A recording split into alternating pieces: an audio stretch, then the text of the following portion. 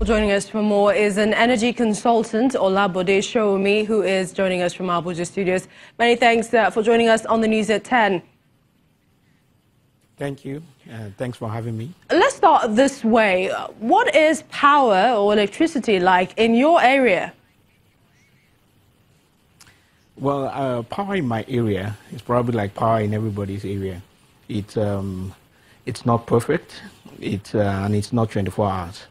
So in simple terms, it's a reflection of the current state of power within the nation. Do you think that we have better power now than we did 3 years ago? Yes.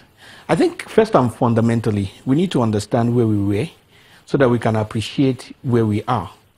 In the first instance, between 1986 and 1999, there was no investment within the power sector. With 99 came in democracy and came in attempts to revolutionize things. And they came up with the concept, the very basis of the idea for privatizing the power sector.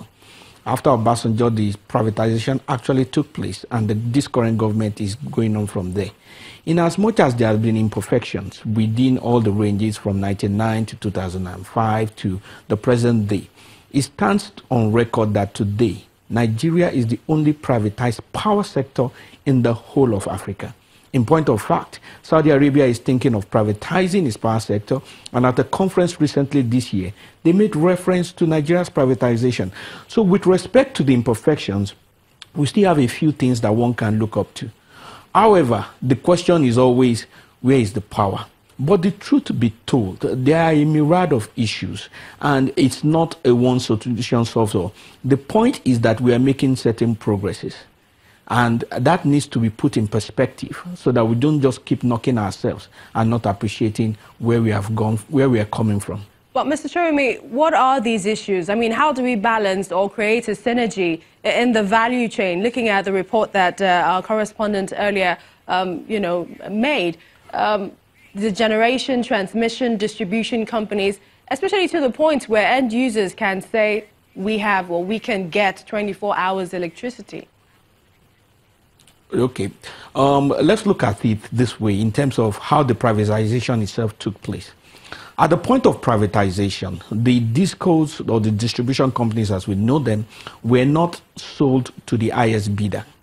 They were sold to the company that had the best business plan to resolve the imperfections within the industry. Those imperfections are summarized in what is called today the AT&C losses, meaning aggregate, technical, collection, and commercial losses. Again, it's aggregate, technical, collection, and commercial losses, the AT&C losses. That summarizes all the issues in the industry. And with respect to that, there were issues with the commercial aspects, there were issues with collections, that is even the services that have been delivered. There were issues with it, and there, of course, there are issues with the technical aspect with respect to the infrastructure and all of that. Now, it needs to have the whole working together for the system to work. I mean, because of time and because of space, I cannot start going into all the issues with technical losses, with commercial losses, with collection losses, and what needs to be done. But certain few things are important to note.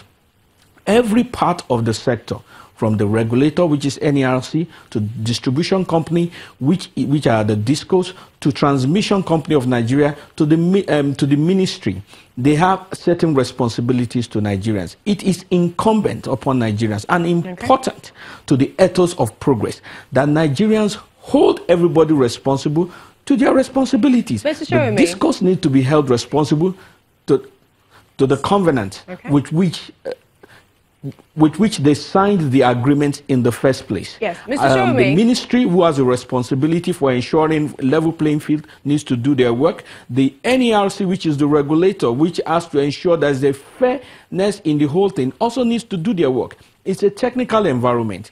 Nigerians owe it to themselves to know what is happening so that they can ask the right questions, rather than just saying where is power.